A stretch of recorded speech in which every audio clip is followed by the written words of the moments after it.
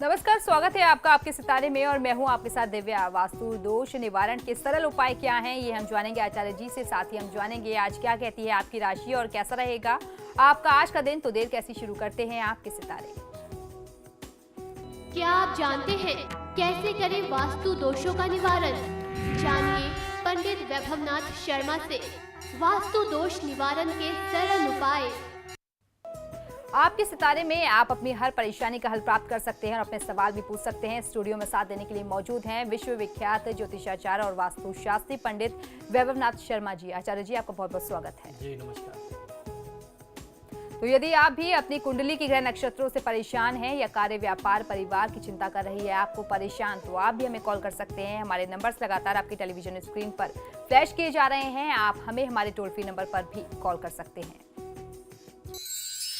आप हमसे सीधी बात कर सकते हैं। हमारा टोल फ्री नंबर है 180010263003। आप इस नंबर पर मुफ्त में कॉल करें। इसके अलावा आप हमें हमारे लैंडलाइन नंबर्स 012046463332 और 012046463327 पर भी कॉल करके हमसे सीधी बात कर सकते हैं। तो चलिए कार्यक्रम की शुरुआत करते हैं और आचार्य जी से सबसे पहले जान लेते हैं आज का पंचांग। जी बिल्कुल, आज का पंचांग इस प्रकार है। विक्रम संवत 2070 माघ मास चल रहा है और माघ मास के कृष्ण पक्ष की आज सप्तमी तिथि है। गुरुवार का दिन है। नक्षत्र है चित्रा, योग है धृति और करण है विष्टि। तो चलिए अब जान लेते हैं 12 राशियों का राशिफल, जिसमें बात करेंगे मेष राशि की। देखते हैं क्या कहते हैं आज के उनके सितारे। मेष राशि वाले जातक लोगों के लिए आज आपके शत्रु आपको हानि पहुंचाने का प्रयास कर सकते हैं। आज आपका मूड थोड़ा सा खराब हो सकता है। आज आपको काफी सरप्राइजेस मिलने वाले हैं पूरे दिनचर्या में, तो मूड अच्छा रखना चाहिए, मन प्रसन्न रखें। और जो भी सरप्राइजेस आ रहे हैं आपकी शुभता के लिए हैं, तो इन्हें आपको स्वीकार करना चाहिए अपने जीवन में। ओम हृष्ठाय नमः मंत्र का 108 बार जाप कर लेना आपके लिए सर्वोत्तम होगा। आज की तिथि में मांसाहार के सेवन से बचना चाहिए। और चलिए अब जान लेते हैं कैसा रहेगा वृषभ राशि वाले जातकों के लिए आज का दिन। वृषभ राशि वाले जातक लोगों के लिए संतान व जीवन साथी पर अतिरिक्त धन खर्च करना पड़ सकता है। नया कार्य शुरू करेंगे जिससे जीवन में नयापन कुछ महसूस हो सकता है। आज आप काफी चर्चा में हो सकते हैं, जिसकी मूल वजह आपका मेहनती स्वभाव और लगन जो है आपकी, वो आपको सबसे ज्यादा आज लोगों के बीच में चर्चा का विषय बनाएगी। ओम हरये नमः मंत्र का 108 बार जाप कर लेना आपके लिए सर्वोत्तम होगा। आज किसी भी वाद विवाद में या किसी दूसरे के वाद विवाद में स्वयं को मत उलझाइए। और चलिए अब बढ़ते हैं अगली राशि की ओर, जान लेते हैं कैसा रहेगा मिथुन राशि वालों के लिए आज का दिन। मिथुन राशि वाले जातक लोगों के लिए जीवन साथी का स्वास्थ्य खराब हो सकता है। पैसे से जुड़े, धन से जुड़े मामलों में आपको आज कुछ अच्छे समाचार मिल सकते हैं। खुशखबरी मिल सकती है आर्थिक पक्ष की तरफ से। आपके मन में काफी सवाल हैं जिनका जवाब आज आपको मिल पाएगा। मन लगा करके चिंतन करने से, सोचने से जरूरी कामों का आपको कोई ना कोई हल आज अवश्य मिल सकता है। ओम ज्ञानिने नमः मंत्र का 108 बार जाप कर लेना आपके लिए सर्वोत्तम होगा। आत्मविश्वास में कमी मत होने दीजिए। और अब देख लेते हैं आज की तिथि को शुभ बनाने के लिए कर्क राशि वाले आज क्या करें और क्या ना करें। कर्क राशि वाले जातक लोगों को आपके शिक्षा के क्षेत्र में बहुत अच्छी उन्नति मिल सकती है। विद्यार्थी वर्ग के लिए आज का दिन बहुत अच्छा है। व्यापार के मामले में आपने जो कुछ नए व बड़े निर्णय किए हैं वह आपके लिए लाभकारी सिद्ध होंगे। अपने काम में मन लगाने के लिए आज आपको योग का सहारा लेना पड़ सकता है, कुछ प्राणायाम का सहारा लेना पड़ सकता है, क्योंकि आज स्वाभाविक प्रकृति से, स्वाभाविक प्रक्रिया में कुछ कंसंट्रेशन की कमी होगी। तो उस कमी को पूरा करने के लिए कुछ योग, कुछ प्राणायाम का सहारा लेंगे तो आपका फिर मन एकाग्र होने लगेगा। ओम सृष्टि कत्रे नमः मंत्र का 108 बार जाप कर लेना आपके लिए सर्वोत्तम होगा। आज की तिथि में यात्रा करने से बचना चाहिए, क्योंकि यात्रा के लिहाज से परिस्थितियां, दिन और ग्रह नक्षत्र आज ठीक नहीं है। तो चलिए अब जान लेते हैं सिंह राशि वालों का कैसा रहेगा उनका आज का दिन। सिंह राशि वाले जातक लोगों के लिए घरेलू खर्च में वृद्धि से चिंताएं बढ़ सकती हैं। आपने अपने मन की भावनाओं पर जो अंकुश लगा रखा है, आज उसे आवश्यकता है खोलने की और किसी निकटतम व्यक्ति से अपने मन की बात कहने की। तो जो भी मन की भावनाएं हैं उसे व्यक्त कर देना चाहिए। और आज की दिनचर्या को शुभ बनाने के लिए, तमाम आर्थिक समस्याओं से मुक्ति पाने के लिए ऋणमोचक मंगल स्तोत्रम का पाठ कर लेना आपके लिए सर्वोत्तम होगा। आज कोई भी निर्णय करें तो बहुत जल्दीबाजी में ना करें। और देख लेते हैं आज की तिथि को शुभ बनाने के लिए कन्या राशि वाले आज क्या करें और क्या ना करें। कन्या राशि वाले जातक लोगों के लिए आपको अपने मित्रों की ओर से कुछ तनाव मिल सकता है। परिवार की किसी बात को लेकर के आप काफी तनाव में थे, लेकिन आज वह तनाव दूर करने के लिए आपको बहुत अच्छा मौका मिलेगा। जो भी परिवार का वाद विवाद चल रहा था, समस्या थी, उसके लिए कोई ना कोई हल आज आप खोज लेंगे। आज की तिथि को शुभ बनाने के लिए अंगारक अष्टोत्तर शतनामावली का पाठ कर लेना आपके लिए सर्वोत्तम होगा। आज आपको ध्यान ये रखना है कि किसी दूसरे के वाद विवाद में आप स्वयं हस्तक्षेप न करें। और अब एक कॉलर हमारे साथ काशीपुर से जुड़ गए हैं, जगदीश जुड़ गए हैं। जगदीश, पूछिए अपना सवाल। नमस्कार सर। जी नमस्कार, बताइए। हाँ सर, मैं अपने बेटे के बारे में जानकारी करना चाहता हूँ। जी बिल्कुल, बताएं। हाँ, बेटे का जन्म सर 20 फरवरी 1999 जी सुबह 5 बजे का, जी और मुरादाबाद। जी बताएं, क्या जानना चाहते हैं। हाँ सर, उसकी थोड़ा कैरियर के बारे में जानना चाहता हूँ कि पढ़ाई उसकी कैसे रहेगी और आगे किस क्षेत्र में भविष्य ठीक रहेगा सर। जी बिल्कुल, देखिए इनकी जन्म पत्रिका के अनुसार अभी वर्तमान समय में शुक्र की महादशा में शुक्र की अंतर्दशा है। यूं तो अभी बच्चा छोटा ही है, बहुत गंभीर शिक्षा की तरफ आगे नहीं बढ़ रहा है, लेकिन इनका जो ध्यान है पढ़ाई में, मन जो है अभी पढ़ाई में नहीं लग पाएगा। आपको अपनी तरफ से बहुत ज़्यादा प्रयास करना पड़ेगा, क्योंकि अभी वर्तमान समय में शुक्र की दशा में चंचलता बहुत ज़्यादा रहेगी, खेल कूद में बहुत ज़्यादा ध्यान रहेगा। और इस अवस्था में 12-13 साल की, 14 साल की अवस्था में अमूमन यही होता है। तो ऐसे में आपको अपनी तरफ से एफर्ट बहुत ज़्यादा करने पड़ेंगे। वर्तमान समय में यदि गणेश जी की एक फोटो या एक मूर्ति खरीद करके इस जातक को, इस बच्चे को दे दिया जाए और इसको बस इतना बताया जाए कि इनको आपको स्टडी टेबल पे रखना है और अपनी पढ़ाई से पहले एक बार प्रणाम करके फिर पढ़ाई करनी है, तो मैं उम्मीद करता हूं, मैं समझ सकता हूं कि फिर आने वाले समय में इसको एक अच्छा संस्कार भी मिलेगा और इसकी पढ़ाई की तरफ जो इसका रुझान कम है वह रुझान भी बनने लगेगा और भगवान गणेश की कृपा से इसकी पढ़ाई अच्छी होने लगेगी। और अब एक कॉलर हमारे साथ जैसलमेर से जुड़ गए हैं, भागीरथ जुड़ गए हैं। भागीरथ, अपना जन्म विवरण दीजिए और फिर सवाल पूछिए। हाँ जी सर, पंडित जी नमस्कार। जी नमस्कार, बताएं। सर जी, मेरे अपने सरकारी जॉब के बारे में पूछना चाहता था। जी बिल्कुल, बताइए। जन्म तिथि 11/3/1991, समय 12:45 AM। जी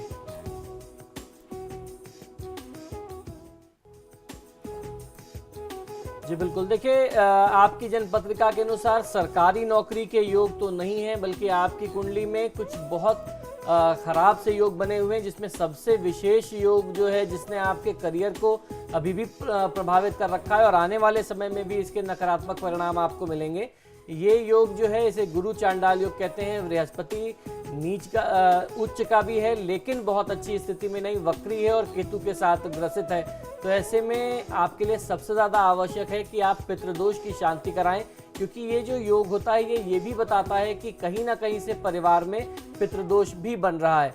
तो ऐसी परिस्थिति से बचने के लिए जब तक आप इसकी शांति नहीं करेंगे, तो मैं ये कह सकता हूँ, दावे के साथ कह सकता हूँ कि सिर्फ आपको ही नहीं, परिवार के सभी पुरुष सदस्यों को जितनी तरक्की, जितनी वृद्धि मिलनी चाहिए, जितनी प्रगति अपने जीवन में करनी चाहिए, जितनी आपके पास योग्यता है, उस योग्यता के अनुसार आपको उतना विस्तार नहीं मिलेगा, उतनी सफलता नहीं मिल पाएगी।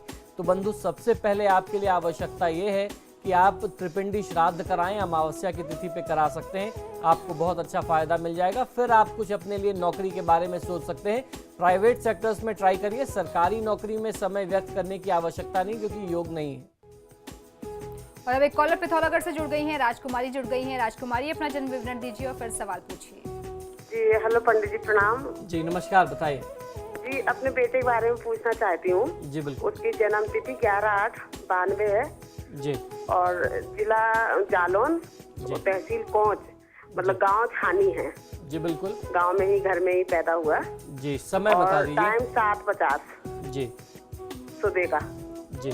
तो उसने बीटेक किया है अभी 2013 में। मतलब इसकी क्या है, सरकारी नौकरी है, प्राइवेट, मेहनत बहुत कर रहा है। जी बिल्कुल, देखिए इनकी जन्म पत्रिका के अनुसार मंगल की महादशा में चंद्रमा की अंतर्दशा है। जहां तक आपने सरकारी नौकरी के बारे में कहा, तो सरकारी नौकरी में के क्षेत्र में ये प्रयास कर सकते हैं। लेकिन प्राइवेट सेक्टर्स में यदि प्रयास करें तो नौकरी इनको तत्काल मिल सकती है। तत्काल नौकरी मिलने के लिए प्राइवेट सेक्टर की स्थिति अच्छी बन रही है और सरकारी नौकरी के लिए बहुत मेहनत करना पड़ेगा, बहुत इंतजार करना पड़ेगा।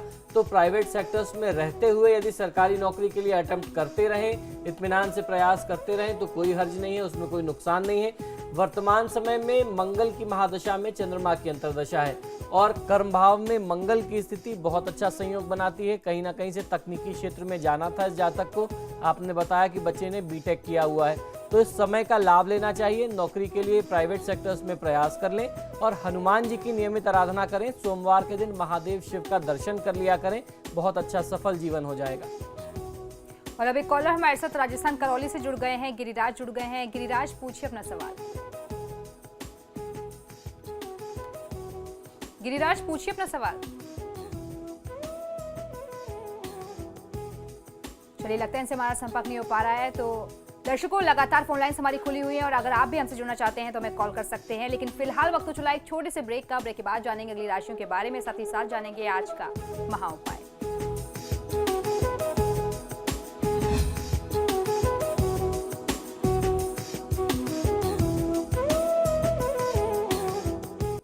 और ब्रेक के बाद एक बार फिर से आपका स्वागत है। चलिए बढ़ते हैं अगली राशि की ओर, जान लेते हैं तुला राशि वालों के लिए कैसा रहेगा उनका आज का दिन। तुला राशि वाले जातक लोगों के लिए आज की तिथि में आर्थिक लाभ होने की प्रबल संभावना दिखाई देती है। आज आपको एकाग्रचित्त होकर के काम करना चाहिए तो बहुत अच्छा लाभ मिल सकता है। आज आपको किसी भी सकारात्मक बदलाव के लिए स्वयं को तैयार रखना होगा। आज अपने काम पर पूरा ध्यान लगा करके यदि आप पूरे एकाग्रता से काम करते हैं तब आपको सफलता आज बहुत अच्छी मिल सकती है। आज के दिन को शुभ बनाने के लिए चंद्र अष्टोत्तर शतनामावली का पाठ कर लेना आपके लिए सर्वोत्तम होगा। आज किसी भी प्रकार से क्रोध करने से बचना है। यदि आपने क्रोध किया तो जो आपके काम बन रहे हैं या जो दिनचर्या में लाभ मिलना है उस लाभ से आप कहीं ना कहीं नुकसान की तरफ चले जाएंगे, तो क्रोध से बचिए। और चलिए अब जान लेते हैं वृश्चिक राशि वाले जातकों के लिए कैसा रहेगा उनका आज का दिन। वृश्चिक राशि वाले जातक लोगों के लिए आज की तिथि में भाग्य का साथ आपके साथ बना हुआ है। आज आपको आराम करना चाहिए क्योंकि आपका शरीर अधिक काम कर करके लगातार तनाव ले करके कुछ थक सा गया है। धन से जुड़ी कोई अच्छी खबर आज आपको प्राप्त हो सकती है। वाद विवाद की स्थिति बनती है तो आज आपको ज्यादातर प्रयास ये करना चाहिए कि जहां आवश्यकता ना हो व्यर्थ में अपनी राय नहीं देनी चाहिए और जहां जरूरत ना हो वहां न बोलें, चुप रहें तो ज्यादा अच्छा है। आज के दिन को शुभ और सफल बनाने के लिए बुद्ध अष्टोत्तर शतनामावली का पाठ कर लेना आपके लिए सर्वोत्तम होगा। आज की दिनचर्या में एक प्रमुख सुझाव ये भी है कि जब भी आप भोजन करते हैं तो ध्यान ये रखिए कि पश्चिम दिशा की ओर मुख करके कुछ खाना पीना या भोजन करना आपके लिए ठीक नहीं है। और चलिए अब देख लेते हैं आज की तिथि को शुभ बनाने के लिए धनु राशि वाले आज क्या करें और क्या ना करें। धनु राशि वाले जातक लोगों के लिए व्यवसाय में बड़ा लाभ मिलने की संभावना आज पूरी बन रही है। पुरानी बातों को छोड़ करके आज आगे बढ़ने का दिन है। किसी के बारे में अपने विचार देने से आपको बचना चाहिए क्योंकि ऐसा भी हो सकता है कि आज आपका विचार उस व्यक्ति के प्रति कहीं ना कहीं गलत हो, तो किसी व्यक्ति के बारे में आपको विचार देने की आवश्यकता नहीं है। आज के दिन को शुभ बनाने के लिए शुक्र अष्टोत्तर शतनामावली का पाठ कर लेना आपके लिए सर्वोत्तम होगा। आज किसी भी स्वरूप में आपके सामने अन्न आता है, भोजन आता है तो मां अन्नपूर्णा का अनादर मत करिए, सहर्ष आपको उन्हें स्वीकार करना चाहिए। और चलिए अब जान लेते हैं मकर राशि वालों के लिए कैसा रहेगा उनका आज का दिन। मकर राशि वाले जातक लोगों के लिए आपके जो भी पुराने समय से काम बिगड़ रहे थे वह काम आज बनने लगेंगे, कार्य सिद्ध होंगे। विद्यार्थी वर्ग के लिए, छात्रों के लिए भी समय बहुत अच्छा रहेगा। आज आपके और आपके पार्टनर के बीच में कुछ गलतफहमी हो सकती है। आपका कोई करीबी व्यक्ति आज आपको मेहनत करने के लिए प्रेरित कर सकता है। आपको उसकी बातें स्वीकार करनी चाहिए। उसके सुझाव को आत्मसात करके जब आगे बढ़ेंगे तो निश्चित तौर पर जीवन सफल बना लेंगे। शनिश्चर स्तोत्रम का पाठ कर लेना आज की तिथि में आपके लिए सर्वोत्तम होगा। किसी बहुत बड़े वाद विवाद में या किसी विवादित चर्चा में स्वयं को डालने से आज बचना चाहिए। और चलिए अब देख लेते हैं कुंभ राशि वाले जातकों के लिए कैसा रहेगा उनका आज का दिन। कुंभ राशि वाले जातक लोगों के लिए आज घर में, परिवार में मांगलिक कार्य, शुभ कार्य संपादित हो सकते हैं। व्यवसाय में मेहनत का आपको बहुत अच्छा फल मिल सकता है। कोई नया बिजनेस, व्यापार आरंभ करने के लिए आज का दिन बाकी समय से बेहतर है। आज की दिनचर्या को शुभ बनाने के लिए शनैश्चर स्तवराज का पाठ कर लेना आपको बहुत अच्छा लाभ देगा। आज आपको ध्यान ये रखना है कि दूसरों के कार्य में और दूसरों के मामले में आज आप बार बार हस्तक्षेप करने से स्वयं को बचाइए। और चलिए अब बात करेंगे आखिरी राशि की, देख लेते हैं मीन राशि वालों के लिए कैसा रहेगा उनका आज का दिन। मीन राशि वाले जातक लोगों के लिए कार्यक्षेत्र में परिवार के लोगों का सहयोग प्राप्त होगा। धन को लेकर के आज आपको कुछ आर्थिक परेशानी आ सकती है, पैसों की समस्या सामने आ सकती है, लेकिन ये समस्या जो भी है, आर्थिक जो भी बाधा आ रही है, वह आपके अपने प्रयास से जल्दी ही दूर हो जाएगी। आज के दिन को शुभ बनाने के लिए 12 ज्योतिर्लिंग स्तोत्रम का पाठ कर लेना आपके लिए सर्वोत्तम होगा। आज आपके लिए भी एक सुझाव बहुत बेहतर यह है कि दक्षिण दिशा की ओर मुख करके आज आपको भोजन नहीं करना है, ये बात आप ध्यान रखें। और अभी कॉलर हमारे साथ हल्द्वानी से जुड़ गई हैं, मधु जुड़ गई हैं। मधु जी पूछिए अपना सवाल। गुरुजी प्रणाम। जी नमस्कार, बताइए। मेरी जन्मतिथि 16 मार्च 1957 सुबह 5 से 5:30 बजे के आसपास है। जी गुरुजी मुझे हमेशा टेंशन ही रहा है जिंदगी भर और आगे भी टेंशन ही रहता है। जी क्या इसका कोई उपाय है बताएं? मैं केवल भगवान पर ही ध्यान लगाना चाहती हूँ। जी बिल्कुल, देखिए आपकी जन्मपत्रिका का कुछ संयोग ऐसा है कि वर्तमान समय में और आजीवन आपको अगर कहीं से राहत मिलेगी तो वो देवी दुर्गा की साधना से मिलेगी या फिर महाबली हनुमान की पूजा आराधना से आपके कार्य सिद्ध होंगे। तो इन दोनों देवी देवताओं में से जिनमें भी आपकी आस्था अधिक हो, ज़्यादा हो, आप उनकी पूजा आराधना करें। जो भी समस्या है, बाधा है, चिंता है, वह तत्काल दूर हो जाएगी। ऐसी परिस्थिति में आप हनुमान चालीसा, बजरंग बाण, हनुमान अष्टक का पाठ कर सकती हैं या फिर अगर देवी की आराधना में विशेष आपकी श्रद्धा है तो दुर्गा चालीसा का आप पाठ करें या फिर आप दुर्गा सप्तशती के कुछ अंशों का पाठ हर दिन थोड़ा थोड़ा कर सकती हैं। इस प्रकार से यदि आप करते हैं तो आपको बहुत अच्छा फायदा मिलेगा। और चलिए अब इंतजार को खत्म करते हुए पंडित जी से जान लेते हैं आज का महाउपाय। जी बिल्कुल, आज का महा उपाय बहुत आवश्यक है क्योंकि थोड़े बहुत वास्तु दोष हर घर में होते हैं। तो आज मैं आपको बताने वाला हूं बड़े से बड़े वास्तु दोष निवारण के लिए सरल से सुझाव क्या हो सकते हैं, किस प्रकार से आप बड़े से बड़े, गंभीर से गंभीर वास्तु दोषों को दूर करें। इससे संबंधित आज हम लोग चर्चा करने वाले हैं। सबसे पहले बात करेंगे ईशान कोण की। ईशान कोण जो है वह घर का उत्तर और पूर्व का कोना होता है, जिसे नॉर्थ ईस्ट कॉर्नर कहते हैं। ईशान कोण के बारे में ये कहा जाता है कि वास्तु पुरुष का, या अगर आप महादेव शिव को समझ लें, महादेव शिव का सिर ईशान कोण में होता है, या जो ईश देवता हैं जिन्हें भगवान विष्णु, भगवान बृहस्पति का स्वरूप मानते हैं, ईश का स्थान है वह। तो ईशान जो कोण है वह बहुत साफ सुथरा होना चाहिए, स्वच्छ होना चाहिए, उसे खाली और हल्का रखना चाहिए। इस जगह पे कोई टॉयलेट ना हो, स्टोर ना हो, इस बात का खास तौर पर ध्यान रखना चाहिए। किसी भी हालत में यहाँ शौचालय न हो। यहाँ अगर शौचालय होता है तो घर के पुरुष सदस्यों की वृद्धि में, तरक्की में बहुत सारी बाधाएं आती हैं, कभी भी परिवार विकास की ओर नहीं बढ़ पाता। घर में अग्नि का स्थान वास्तु सम्मत दिशा में होना चाहिए। अग्नि का स्थान जो है वह आग्नेय कोण होता है, अर्थात दक्षिण और पूर्व का कोना। अगर इस स्थान में आप रसोई बनाएंगे तो आपको बहुत अच्छा लाभ मिलता है। आग्नेय कोण जिसे कहते हैं साउथ ईस्ट कॉर्नर, यदि इस स्थान में यथासंभव घर के दक्षिण पूर्व में अगर आपकी रसोई बनी हुई है और चूल्हे का मुख उत्तर पूर्व दिशा में न हो, ये बात ध्यान रखना चाहिए। चूल्हा जब आप रखते हैं अपने किचन में, बहुत सारे लोगों को ऐसे मैंने देखा, लोग कहते हैं कि हमारा घर तो वास्तु सम्मत है। आप देखिए आचार्य जी, मंदिर हमारा ईशान कोण में है, किचन हमारा आग्नेय कोण में है, मास्टर बेडरूम साउथ वेस्ट में, दक्षिण पश्चिम में है। लेकिन जब उनके किचन में आप जाइए तो आपको जो किचन का प्लेटफॉर्म है वो सारी व्यवस्था या तो आपको दक्षिण में मिलेगी, या पश्चिम में मिलेगी, या उत्तर में मिलेगी। हमारे धर्मशास्त्रों में कहते हैं कि अगर उत्तर मुखी आपका भोजन बनता है, आपका प्लेटफॉर्म जो है उत्तर मुख है, तो वो कर्ज कारक होता है। अगर दक्षिण मुखी है तो आप खुद समझ सकते हैं हिंदू सनातन परंपरा में दक्षिण मुखी भोजन कब बनता है। दक्षिण मुखी भोजन सिर्फ उन्हीं 13 दिनों में बनता है जब घर में किसी की मृत्यु होती है, कोई डेथ होती है, तो वो जो 13 दिन का जो अशुद्धि का भोजन होता है, यम का जो भोजन होता है, वह दक्षिण मुखी बनाया जाता है। बहुत बड़े बड़े करोड़ों के फ्लैट्स लोग खरीद लेते हैं, कोठियां बना लेते हैं, लेकिन अगर किचन दक्षिण मुखी रह गया तो आप कभी हमेशा आप जो है अशुद्धि का भोजन खा रहे हैं, आप यम की दृष्टि से जो है भोजन कर रहे हैं, उनकी कृपा आपके ऊपर आ रही है, आपको स्वास्थ्य नहीं मिलेगा। और वही पश्चिम मुखी अगर भोजन बनता है तो यूं समझ लीजिए कि वह स्वास्थ्य के लिए सबसे ज्यादा हानिकारक होता है। तो ऐसे में सिर्फ एक दिशा बच जाती है। जब भी आप प्लेटफॉर्म बनाते हैं या किचन में अपने रसोई में गैस रखने की व्यवस्था करें तो वह पूर्व मुखी ही होना चाहिए। ये हर प्रकार से उन्नति कारक होता है। मुख्य द्वार या फिर खिड़की से घर के बाहर की जो खिड़की है, जो लास्ट वॉल है, उस खिड़की से या मेन एंट्रेंस से आपका चूल्हा, आपका किचन, आपकी रसोई दिखाई नहीं देनी चाहिए, अन्यथा परिवार पर संकट आने की संभावना रहती है। इस कारण से आप उसके ऊपर कर्टन डाल के रख सकते हैं। अगर खिड़की या दरवाजा कुछ समय खोलते भी हैं तो पर्दा डाल करके रखिए। पश्चिम दिशा में बैठ करके पूर्व या उत्तर दिशा की तरफ मुख करके भोजन करने से संतोष प्राप्त होता है, सुख व शांति मिलती है। अतः भोजन कक्ष पश्चिम दिशा में होना चाहिए।